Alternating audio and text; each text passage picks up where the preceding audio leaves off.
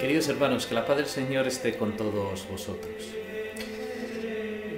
En la Eucaristía de ayer leíamos el texto en el que el rey Herodes, admirado por lo que está sucediendo en torno a Jesús, se preguntaba si no sería acaso que al que había mandado decapitar Juan había resucitado. Otros de su entorno le decían que con toda seguridad se trataba de un antiguo profeta que había vuelto a la vida. Pues bien, hoy vamos a saltar unos pocos versículos en el Evangelio de San Lucas y nos vamos a encontrar al mismo Señor Jesús preguntándole a los discípulos, bueno, ¿y vosotros qué decís? ¿Quién soy yo para vosotros? ¿Qué creéis vosotros?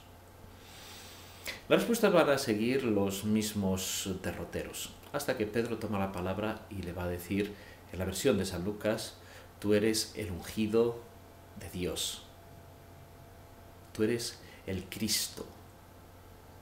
¿Qué significa esto? A lo que se refiere Lucas, el ungido de Dios, por esencia, por la tradición judía, era el rey de Israel. El rey era ungido.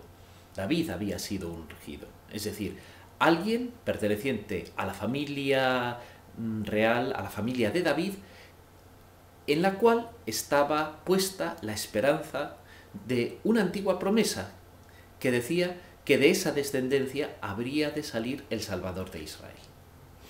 Con los siglos esta dinastía, pues, en fin, había ido viniéndose a menos, era cada vez menos significativa, y en la mentalidad religiosa de Israel lo que crecía era la consideración de que esta promesa no se refería tanto a un hombre que restaurase el reino y el esplendor el relativo esplendor del reino que había tenido David o Salomón, sino que estaba hablando de alguien de una característica más allá de lo humano, escogido por Dios, ungido por Dios para regir al pueblo y para llevar la luz de la fe a todos los pueblos.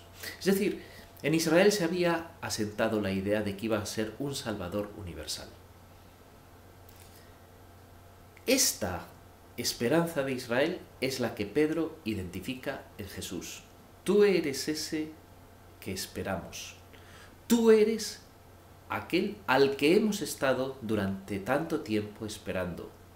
Y tú eres ese en el cual confiamos que vas a traer el reinado de Dios. Lo cual para Pedro significaba, primero, acabar con la opresión de los extranjeros, no tanto en una dimensión política, sino en tanto en cuanto también y sobre todo imponían dioses que no eran el verdadero Dios. En Pedro esta forma popular de entender la salvación se entendía sobre todo a lo que vivía en el día a día de aquel pueblo, la ocupación romana, etc. Es claro que esta identificación de Pedro no corresponde, a pesar de que sea el cumplimiento de esa esperanza, no corresponde a lo que Jesús está dispuesto a traer, que sobrepasa con mucho esta dimensión tan limitada a la que se refiere Pedro. De tal manera que en Jesús realmente, aunque Pedro no se dé cuenta de qué es lo que está diciendo en verdad, en Jesús se cumple la profecía de Dios que va a significar para nosotros una salvación más allá de las contingencias históricas o humanas o personales en las cuales nosotros nos desenvolvemos en la tierra. Es decir, la culminación de nuestra existencia en Dios, la plenitud de la promesa con la cual Dios nos ha creado, de ser partícipes de su vida divina. Esto es lo que nosotros cristianos con Pedro confesamos acerca de Jesús. Él es el Cristo, el ungido de Dios.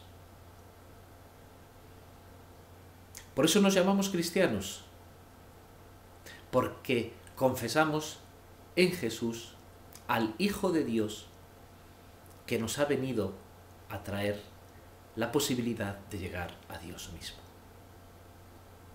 Queridos hermanos, que su bendición nos acompañe en este día, en el nombre del Padre y del Hijo y del Espíritu Santo.